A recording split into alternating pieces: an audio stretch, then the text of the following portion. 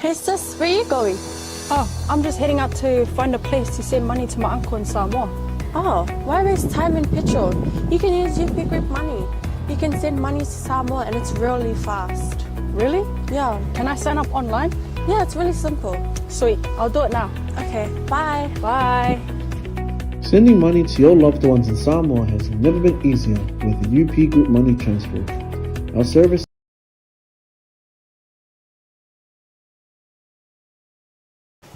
Hey sis, where are you going? Oh, I'm just heading out to find a place to send money to my uncle in Samoa. Oh, why waste time and petrol? You can use UP Group Money. You can send money to Samoa and it's really fast. Really? Yeah. Can I sign up online? Yeah, it's really simple. Sweet, I'll do it now. Okay, bye. Bye. Sending money to your loved ones in Samoa has never been easier with the UP Group Money Transfer. Our service allows you to transfer money quickly and securely from the comfort of your home or anywhere in New Zealand. Your family and friends can conveniently pick up the money from over 40 villages across the Polo and 𝚟𝚑𝚍𝚎. No matter where they are, we've got you covered. Our user-friendly online platform makes sending money a breeze.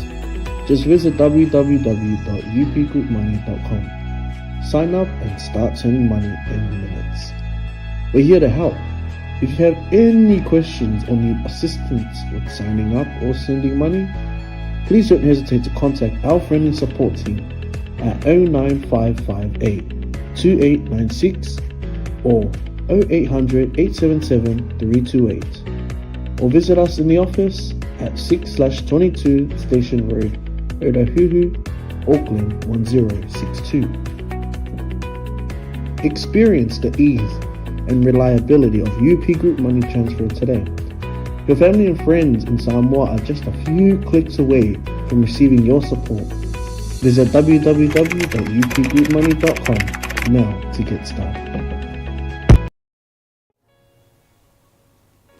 Ya, ia le tua nei tulao le nei aso, ya, ia le li imsano le aso tolu nei o nei masino iulai, ya le tausanga luafe luas fulmanfa, ya ofo alofa mfata alofa atu ya ta oe, ya ne ainga pele o Yesu, ya pole ainga fo yo le Global Kingdom TV, ya ipa anga te tasi umalava, ya le tatu wala leo nei, mai lava i ne asonga fua, ia se ipa ia fo i le asfarele, ia o nisi fo i o porkalame, ia whianga iai fo i le weekend, ele ngata i le tātou wala leo, ia mai se fo i o sunga i le whawhianga inga, sunga ia Pastor Mike, ia mani wharitua ia Sarah, mani no fo alo, mani pa iho le kālesia, mai se fo i, ia o tātou e kālesia fia, o lo e au auna, ia ma tātou au auna i ne tua, ia vi ia ne li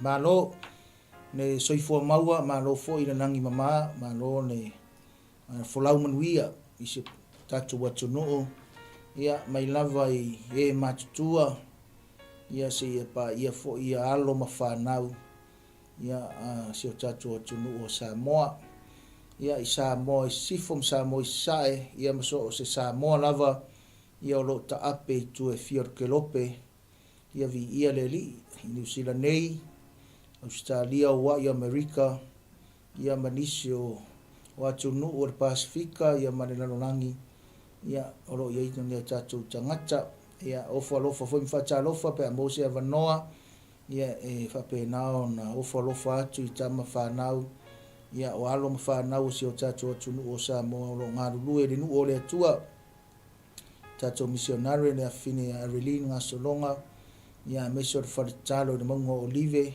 ia vi ia le tua, ofa alofa mwhata alofa atu le porkalame, o le Faugagana o le Malo Isaraelu, ta lofa foi le uso ia Vincent, ia manisi foi o uso, ia tō whawhine whanau, ia o tamā foi matina o lo ngā rurue i le nuu o le atua, ia maisi o tātua tunu pele o Samoa.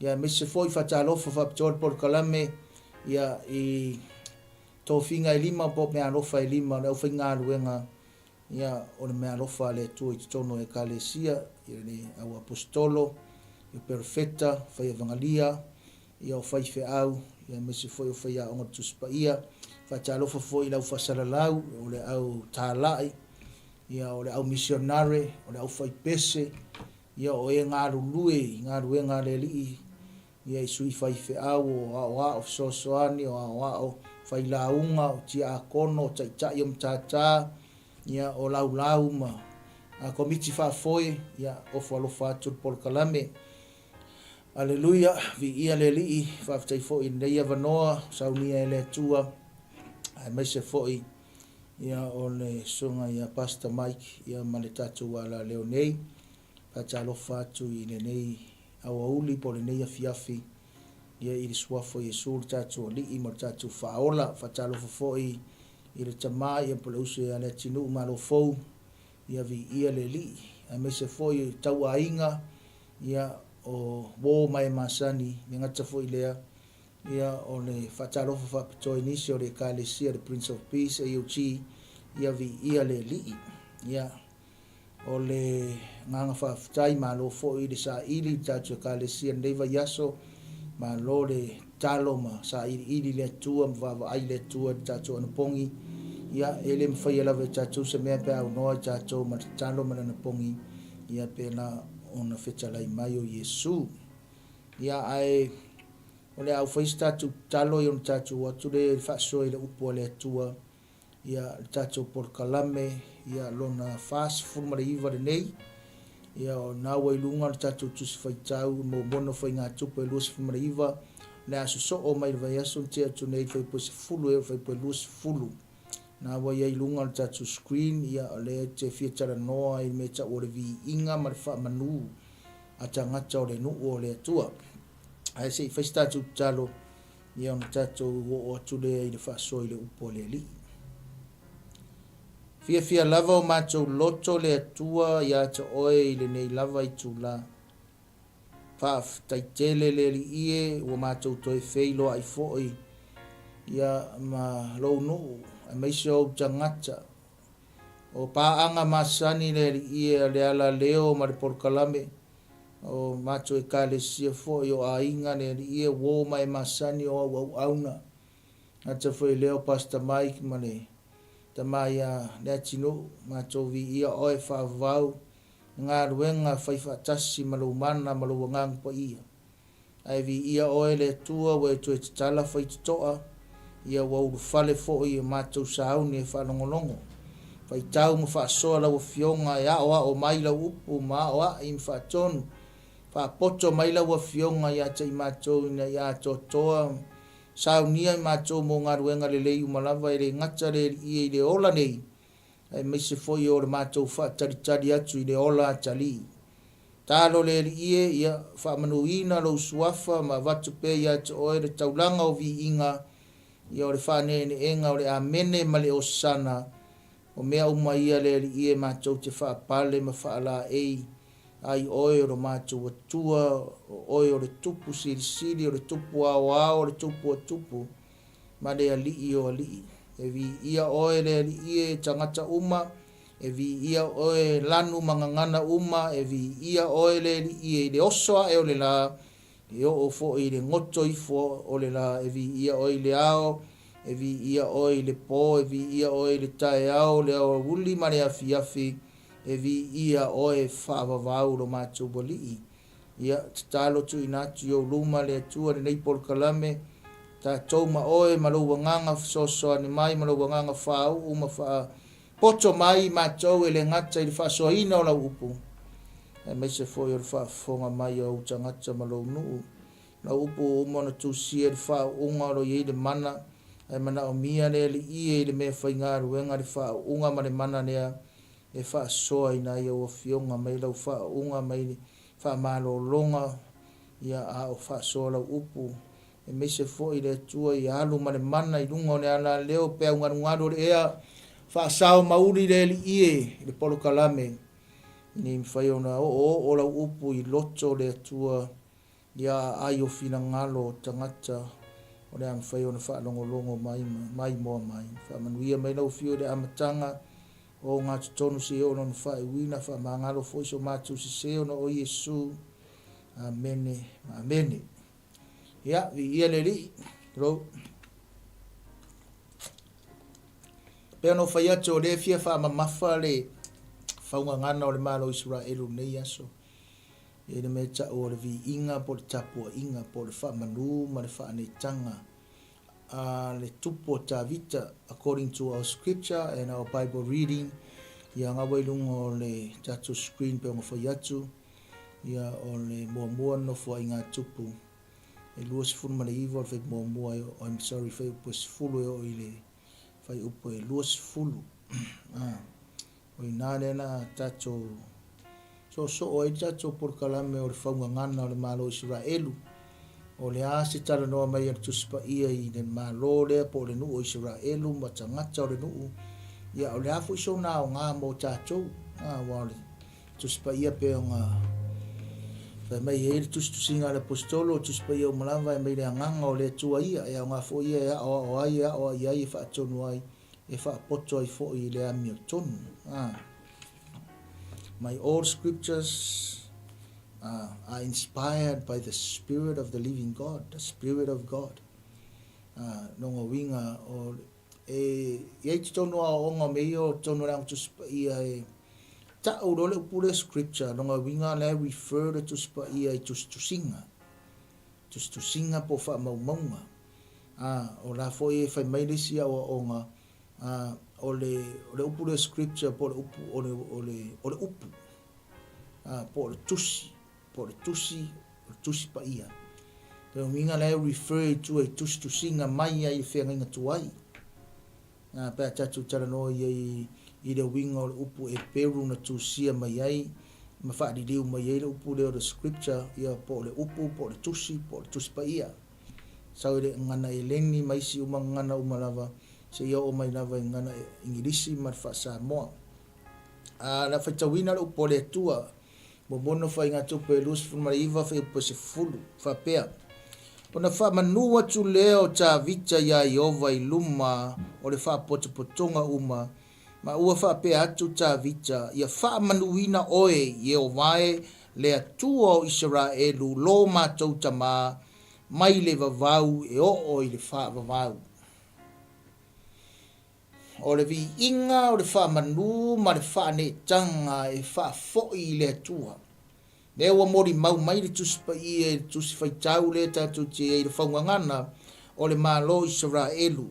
Lau tu e whaitau ina le whai upo sifulu o le mono whai ngā tupu mtau po e lusi whamana iwa.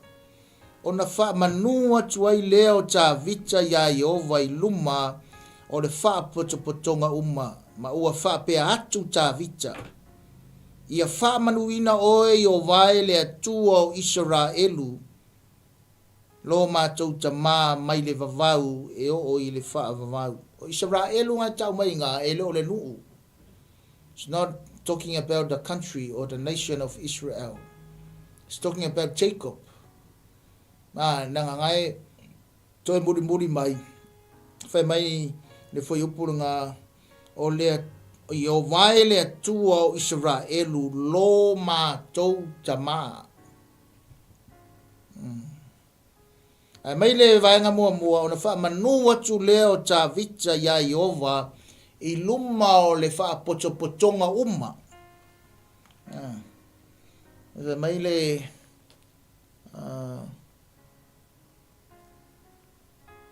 sorry, that's all whai tau atu le whaapalangi. My David praised the Lord in the presence of the whole assembly, saying, Praise be to you, Lord, the God of our father Israel, from everlasting to everlasting. Ole FAAMANU ma le faaanetaga ma le VIIGA ua faafoʻi e le tagata o tavita le tupu o Isaraelu le nuu i le atua. Onga o le whai mua le mtaapu lava le tasi le ngutala noa tua e o le whai upo e iwa le vaso kia ngei. O le foai, mantua I was talking about giving last week. O le foai, o le 5 foai. O le foai la tavita ma foai a taitai ma le foai a tangata o le nuu. Na foai o na o le fale leo mo taritonu la o le fale. Ko e recap mai le last week. O le fale le la fai, e le se fale mo tangata, o le fale mo le atua. The house is not for people, but the house is for God. Aore me maalie na i le fale lea, tanori titi e. Me maalie le fale lea, o le fai e o ye tangata. Ai fai mai o le fale lea, sa ese le mafau ta vita na mafau e fai e le fale lea, fai mai o le fale lea, na fai le fale lea mo o le tua. We're gonna build this house. This house is a different house. It's a very special house. Why? Because they built the house for God. Ai Maria la faida fale consider fio me ile tua. A mene mga o ile tupo cha vita marvava ai cha ile le ile tua. A faida fale le fio me ile tua si ko yo mai ere ngai ngu. Si ko yo mai ere ngai ngu. A fa kura ngu o fale le me ka ke poko ai, me fale le ka ko o fale le o ngu o fale le ka le sia fale le nga mafau are o ma ko fare nga fai. O le fare nga fai mai ma ko kai o ka vika mo ke poko ai ma ko mafu kai ma ko ai ma ai a fai le fare le fa ku ka ko mo fare le na fai mo le tu. Fare fio me ile tu. Dena o umana avele le taulanga. O mga avele la ko fo ai. The giving for the house of God.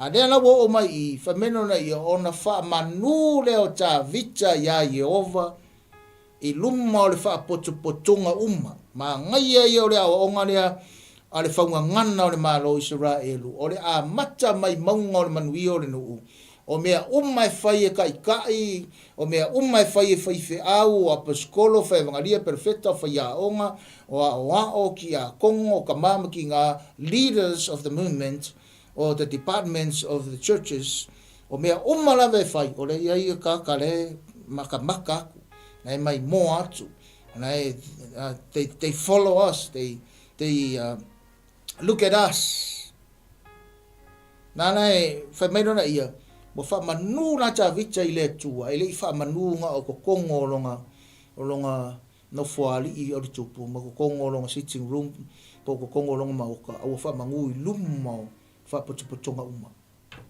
meaning o la ise message o le ise fe au o le mga o le tupu e ta watu I tangata ale ngaka o kako foa I le fale o le tua o kako foa I male loko fia foa I male loto matamau wa foa I male loto atoa wa foa I pe o mo fea ko le vasku ngi wa foa I male ori foa I male VIIGA o le tua ale o FAAMANU lo ta vitai ya Yehova le tua I luma o le potunga uma ma ua pe atu ta vita ia FAAMANU wina o Yehova le atua Isaraelu lo matou tama mai le vavau e o I le whaavavau baku le FAAMANU o ta vita vatu langa VIIGA le wha mai David praised the Lord in the presence of the whole assembly pa mangu aku I luma o tangata umalawa. Whai mailoa, and then he said, David says, whai maia, ia FAAMANU ina oe ye o vai le tua o Isaraelu lo matou tama. Mai le vavau e o I le whaavavau. Praise be to you, Lord, the God of our father Israel, from everlasting to everlasting. Vai de VIIGA mo tangata FAAMANU atu I le atua, pa de FAAMANU o ta vita ma tau le VIIGA o le atua o Isaraelu no matou tama. He was talking about their forefathers, their ancestors. Meaning, ole carry on lava e ta vita le legacy na tu'u e matuo au ngā tama.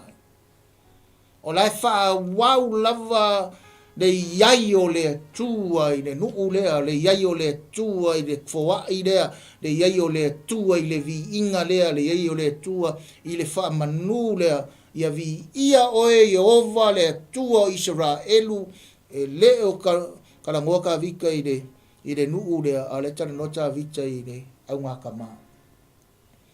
ia whaamanu wina o ele atua o Isaraelu ro mātou tamā, mai ai le amakanga e o i ngā kaanga, mai ai le vavau e o i le whavavau. Auang i suia se mauti vo le VIIGA, auang i suia se mauti vo le whaamanu, auang i suia se mauti o le giving, auang i suia se mauti vo o mea whai, mea umai whai o ngā oile atua.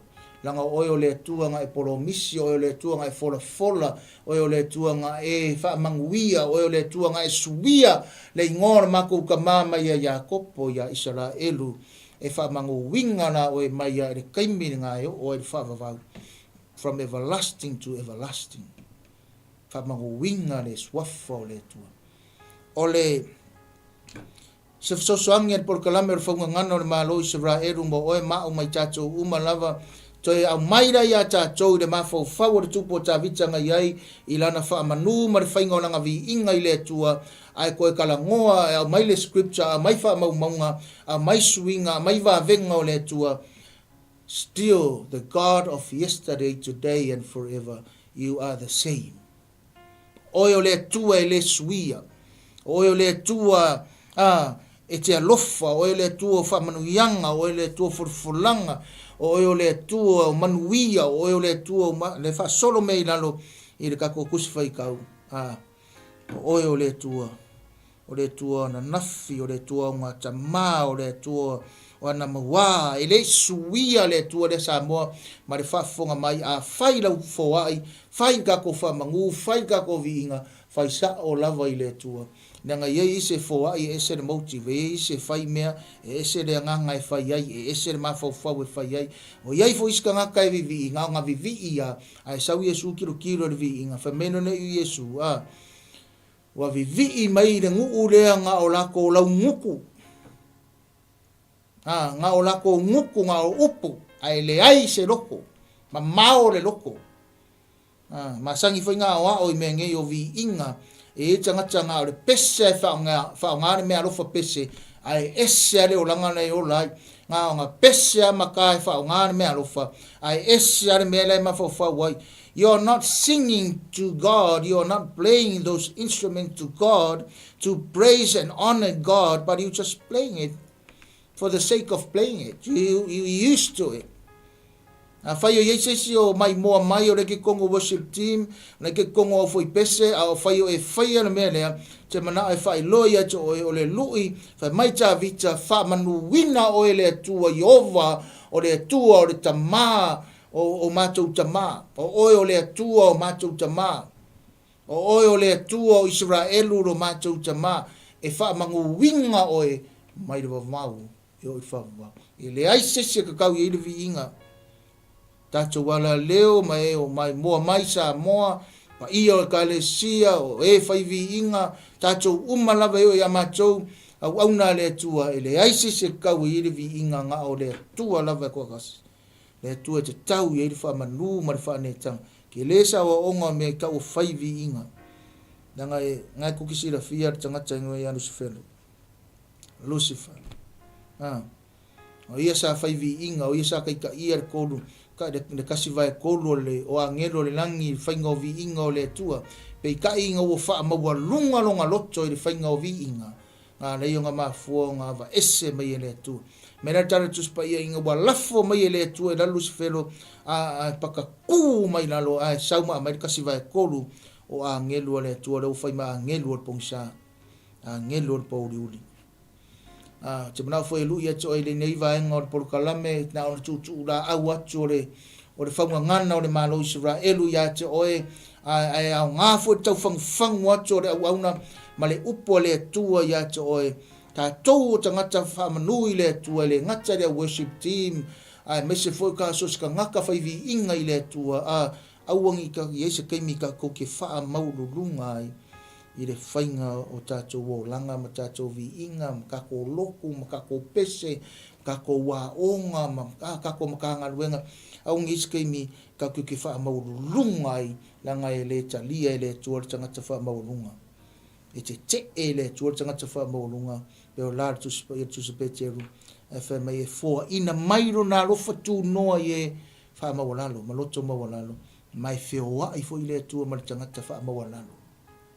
ma lalo pelo loto lane ma ngai o lo ministry da ma ngai o lo leo da ma ngai o whainga o lo worship team da ma ngai o whainga o kong ma ngai o whainga o plan ma ngai o whainga o da unga ma wa onga ma ngai o whainga o lo ministry fa maulalo pe ta cho loto ka ko fewa ia ne male tua foa I mai ia le tua le loftu no grace mercy love every single day e foa I mai le tua ia te oe mau mai tatou umalava le lofa tu no le tua ia te no ka ko ve pusukas yo vai e ou le siri ese male malosi male matango fie male mamalu male maluali awa o ia te oe mea uma o ile langi male lalo langi yo vai e ou le malo e fa siri oe sili mea uma mea uma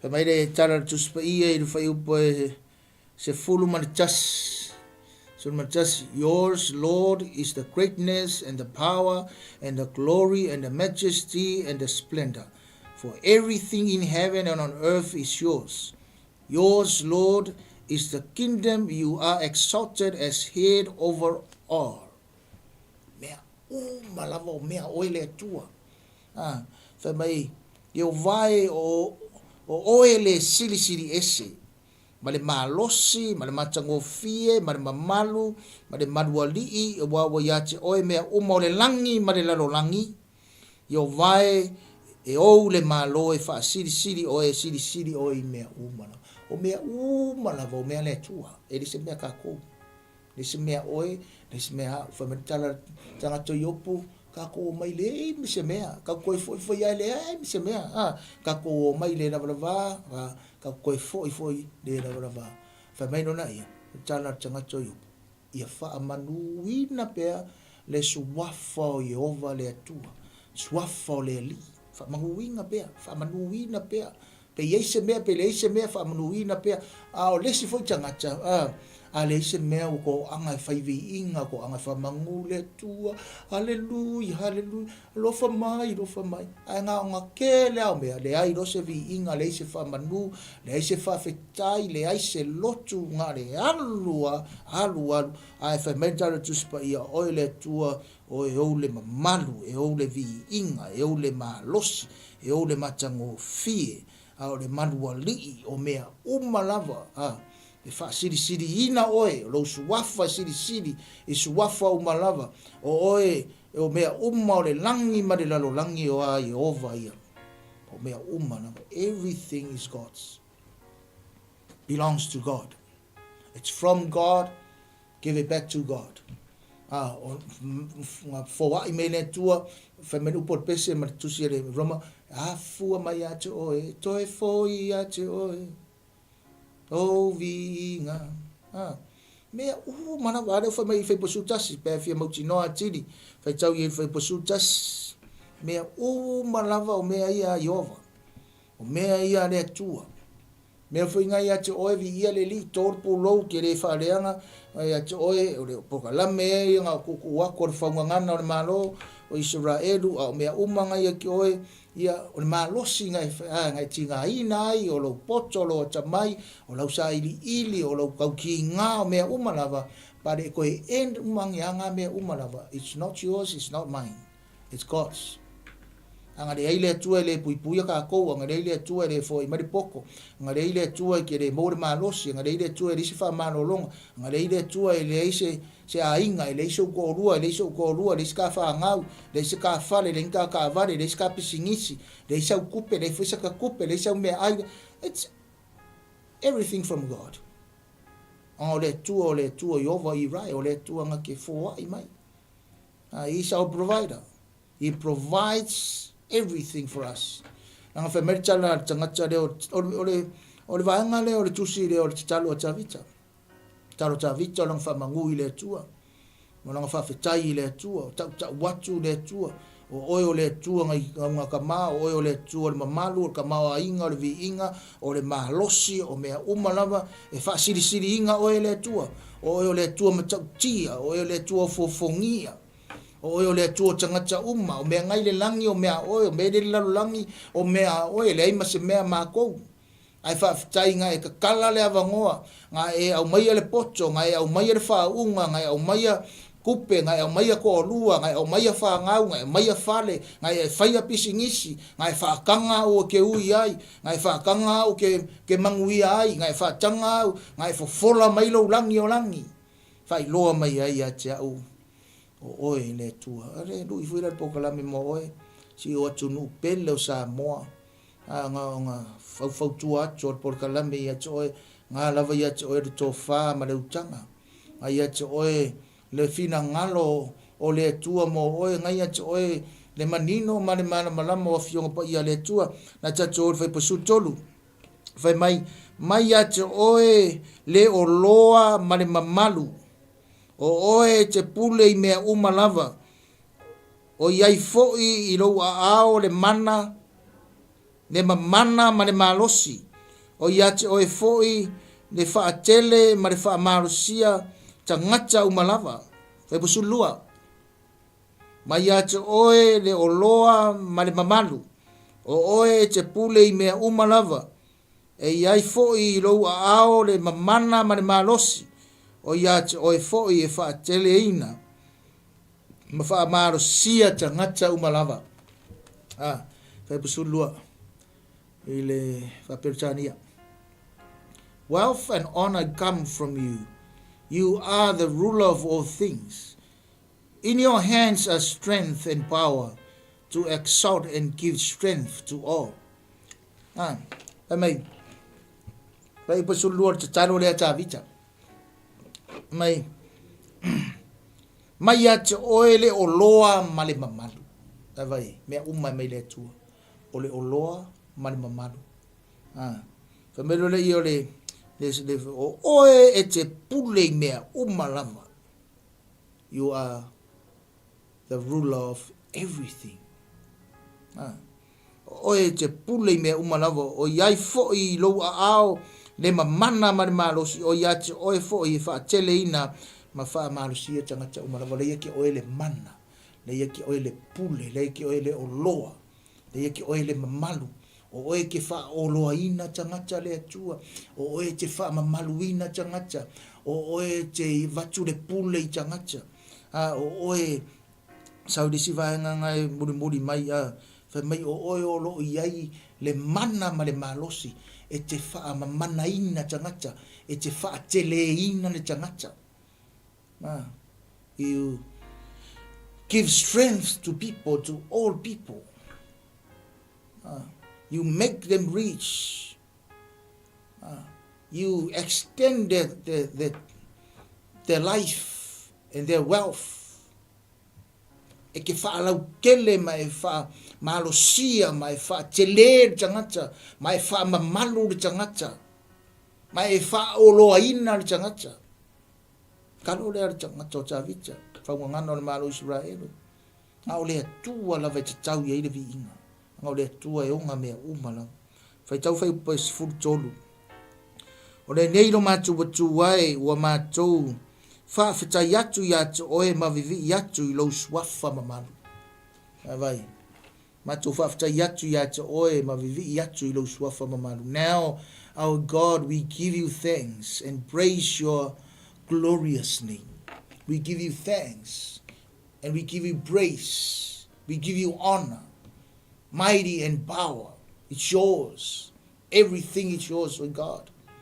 Mako vivi aku ya ke oe, mato whaftai atu i atu oe, mato vivi atu i lau swafa, wa lau swafa, o lo iai le mana, o lau swafa, o lo iai le mano longa, o lau swafa, o lo iai le ola, o lau swafa, o lo iai mea umalava, o lau swafa e mua, o oe o le atua te tai, o oe o le atua te laveai, o oe o le atua te leo ma pui, o oe o le atua te sausawina o mato wala, o oe o le atua te au mai le malosi, mai le mana, mai le whaamamana ina, whaoloa ina, mea umalava.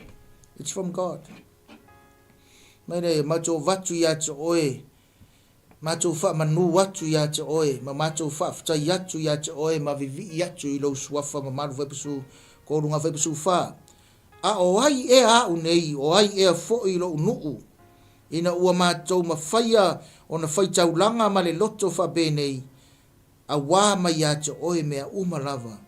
O au mea fo I ua macho fo. Ina atu ai ya te oe. Vai rei. Whamamanga whepusu wha. A o ai e a unei. O ai whai mako ngu ngei, o mawhai e o mako whai kaulanga ia te oe. E basu wha.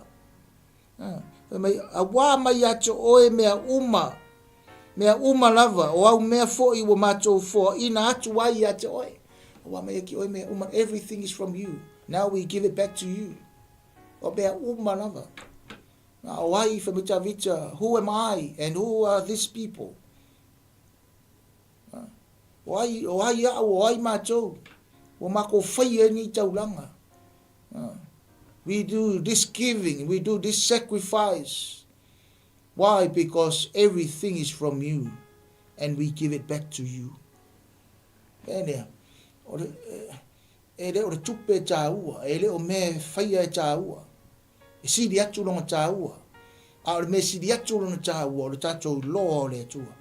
Tātou loa whawhetai ma vivi I le atua. Tātou loa whamanu I le atua. Vatu le taulanga o vi inga.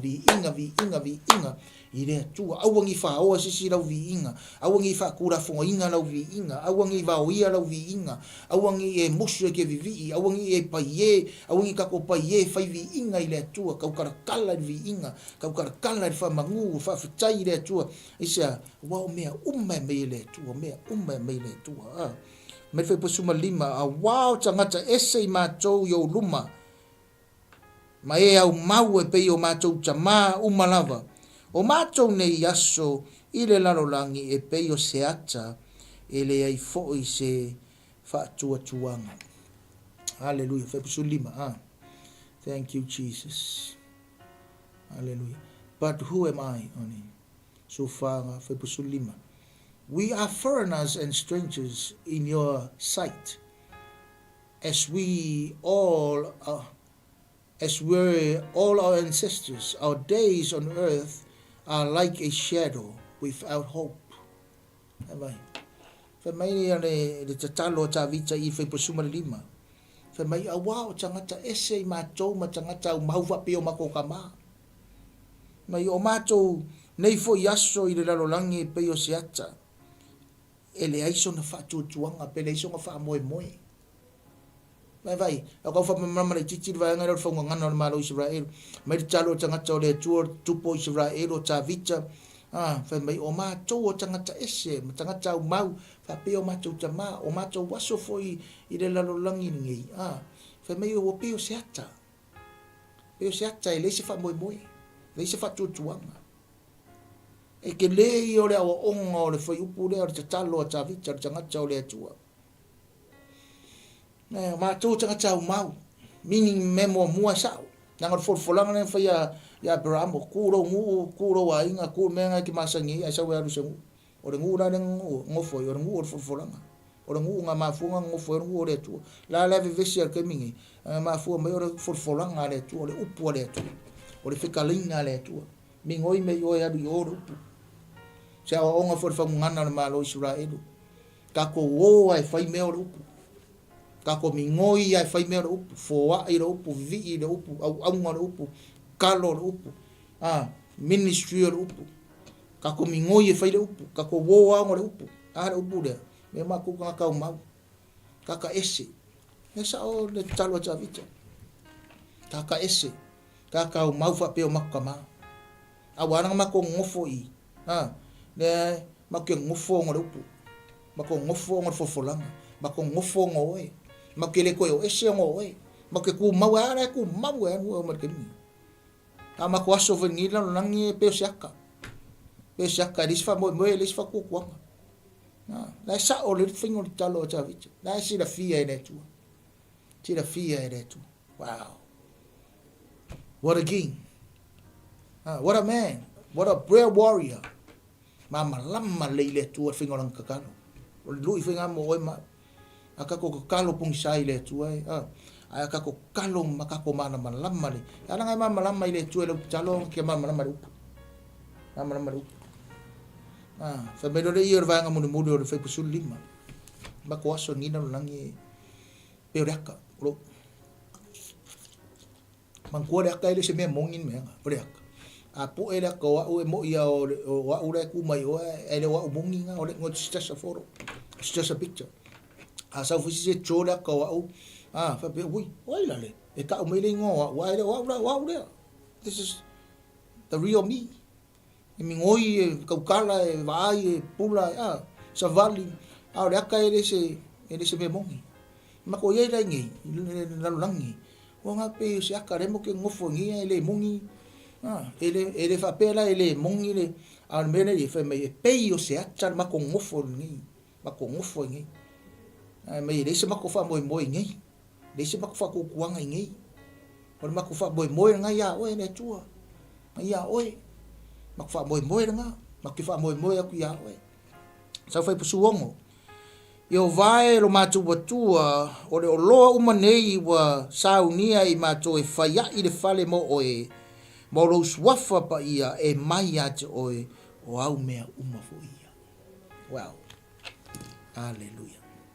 Epsuongo Lord our God, all this abundance that we have provided for building you a temple for your holy name comes from you and comes from your hand, and all of it belongs to you. Me mai le tua mako sau ni e fai lo fale. Me mai ki oe. Me lava.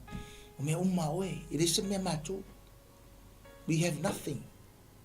But all this thing we prepared for building you a temple for your holy name. It's not ours. It's all from you. It's yours. Oe le tua e me lava. Me yo matu.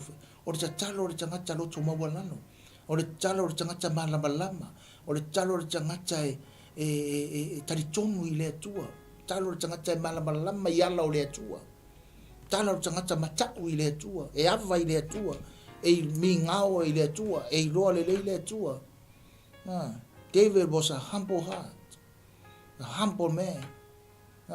He had a humble heart and he prayed with a humble heart.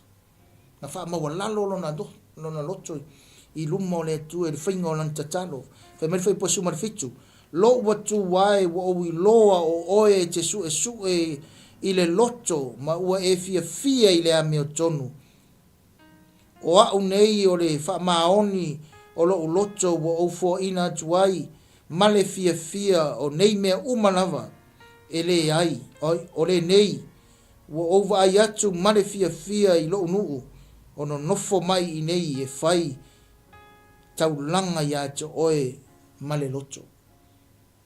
Fa mei tavi ta le tua o lo oe te su e mei loto. Te fio loto, te fia loto me umai o faia ma fai kaulanga ma fo ai ko mo oe ma na ngu ngei wa mato faia me uma male loto. Na ngamo ke lo oe le tua si le loto. You are the God that sees heart. And that's the reason why we give with our whole heart. Mako loto a koa, mako fowai a koa, whaia mea uma male loto. Langai, ale sao loto e whaiai e ke lefia sila mai ai, ke lefia whamanguia mai ai. Pe ale sao le loto e whaiai, le sao le nganga e whaiai, le sao le mafofau, e whai uma kura mako mea uma male loto.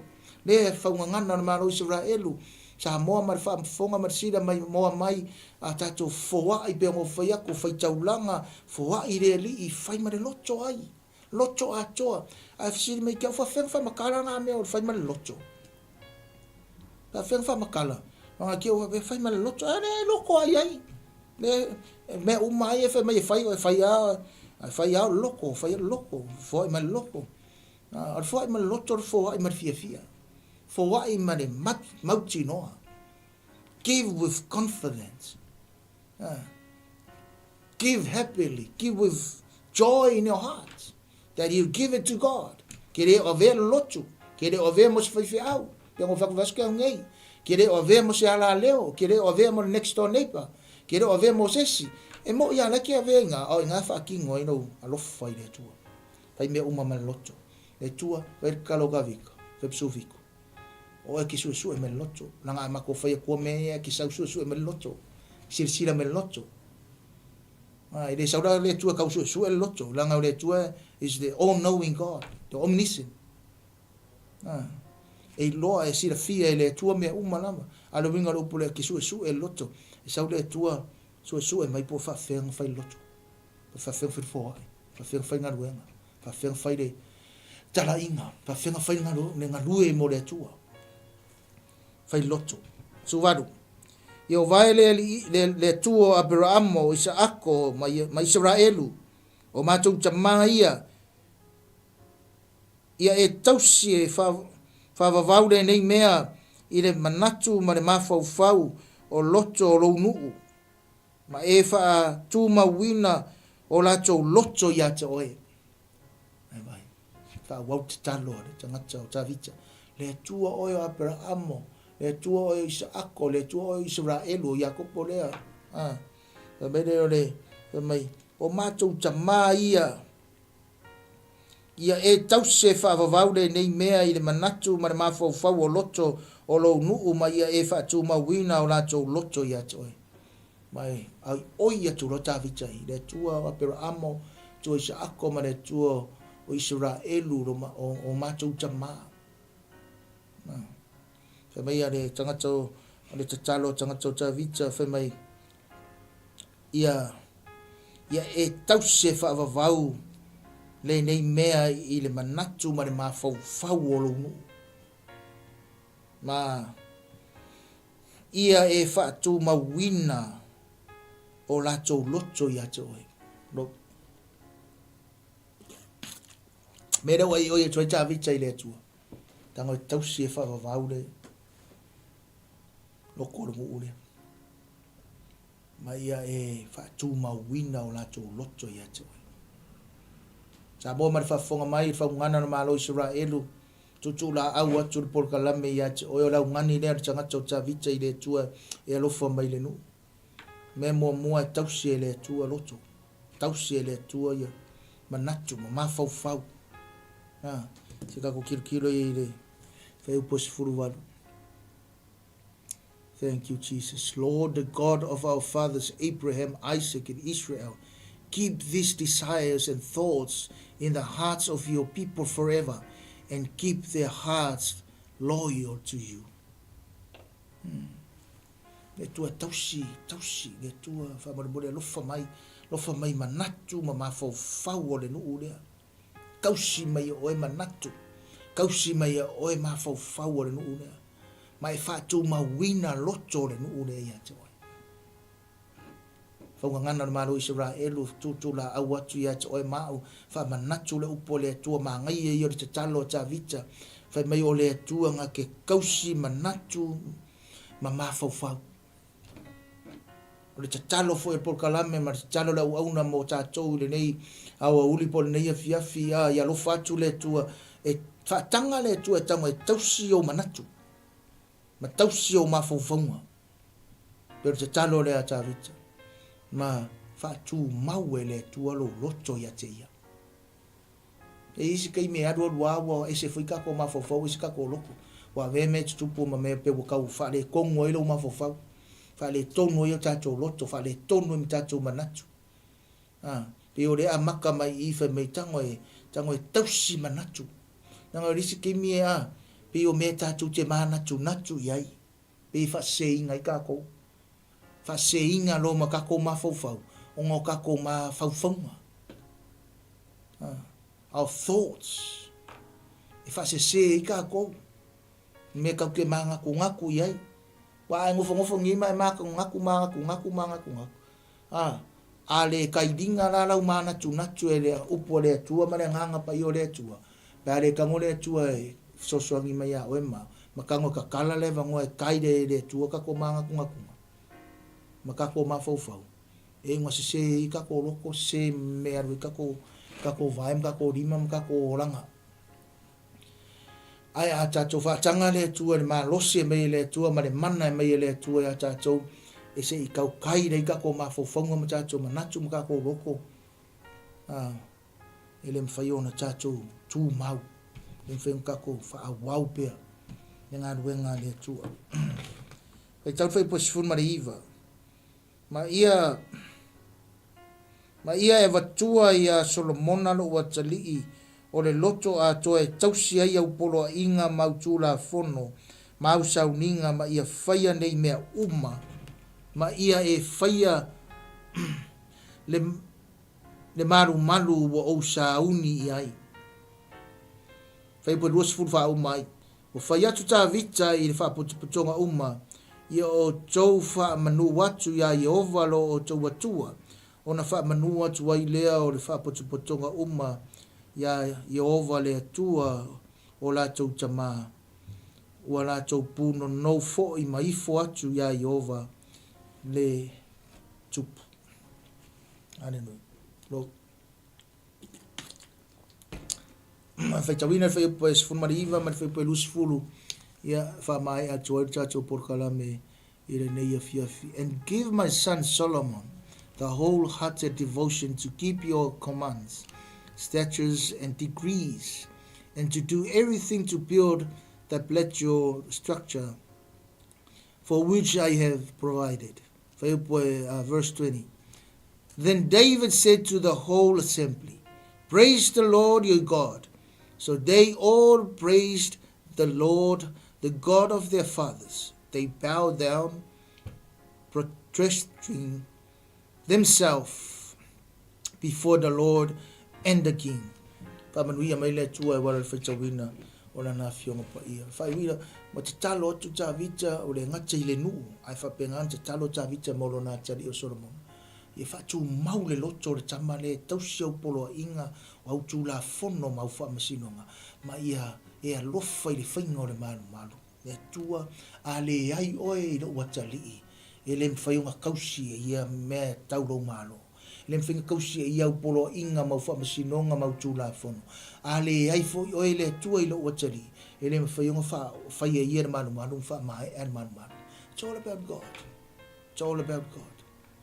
Ta mei o umarona ia on fa talo ta vita fa tono tone ta vita no fa tono ta vita fa potonga e fa manu watu i le tu manga fa yato ta vita i le no fa manu i le tu i fom pono no ma fa manu watu le no i le tu fa manu watu le no i le tu ma ala langa atu i le tu ma vivi yatu i le tu ma fa fta yatu i le tu o fa ia me umara vai ma fo me sa o le lei o te inga tupu ta vita. And then the people of the assembly, they came together and they follow the very good example of a very effective leader. In his leadership, King David, he always led from the front. Famalosi ata vita, e tai ata vita, e mua ata vita. Ade muri la yele no umane fa longo yele no.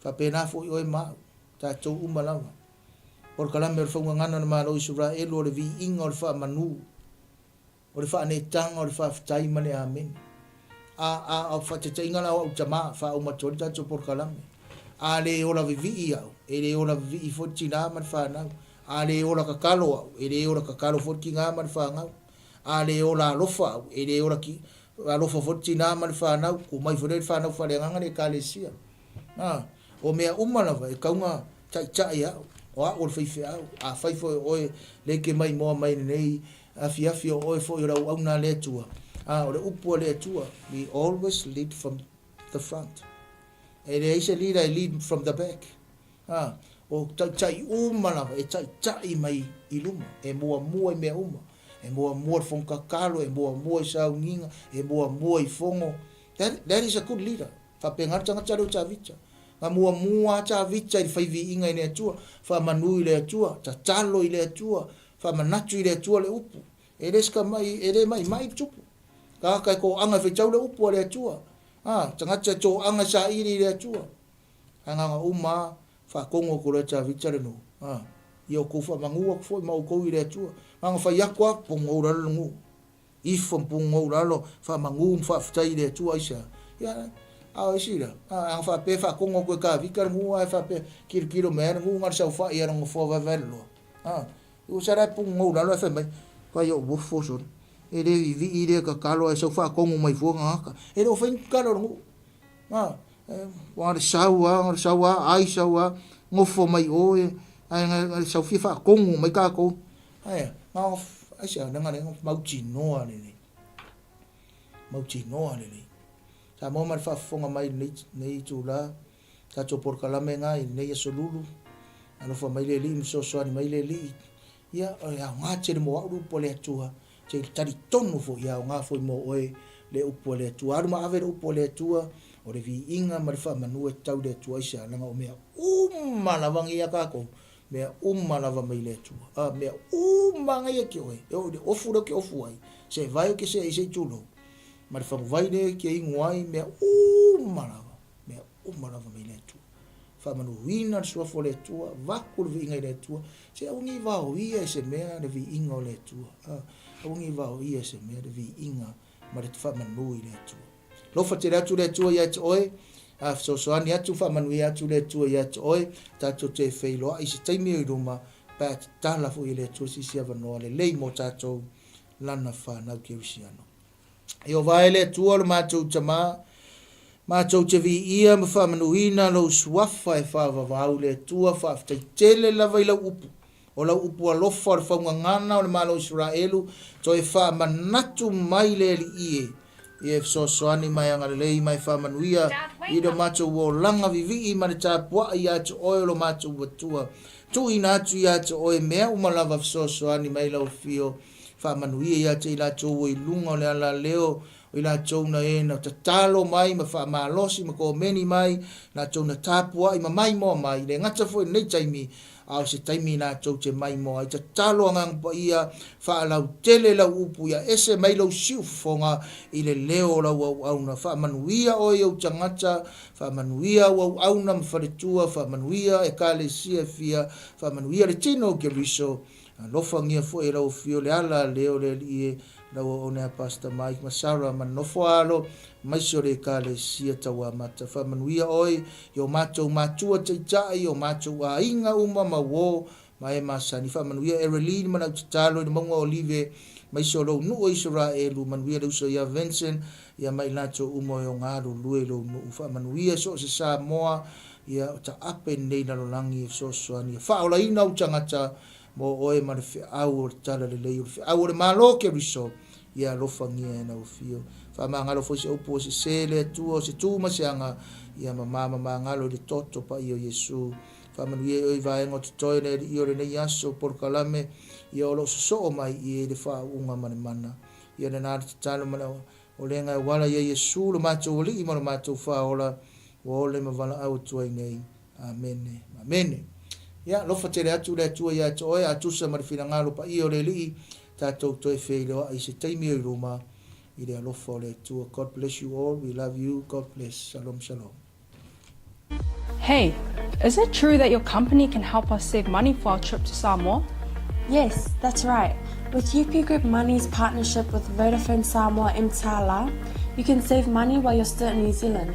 You'll need to register with UP Group Money to receive a Vodafone SIM. Once you have your Vodafone Samoa SIM, you can start sending money to yourself through your UP Group Money account to your 𝚘𝚘𝚎 account. You can only withdraw your savings when you're in Samoa.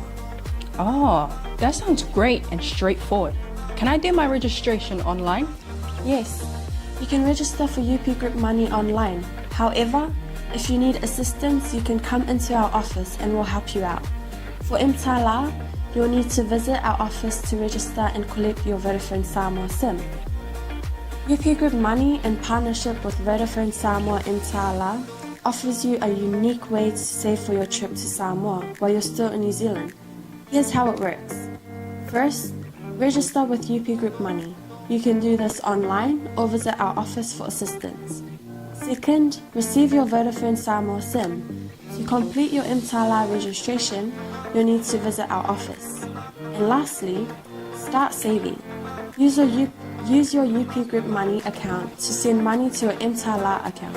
The best part, you can only withdraw your savings once you're in Samoa. ensuring you have funds ready for your trip. Wow, that sounds really convenient. I can't wait to start saving. Exactly. So why wait? Visit our website to register with UP Group Money today or stop by our office for any assistance. Make your trip to Samoa even more enjoyable with our hassle-free savings plan.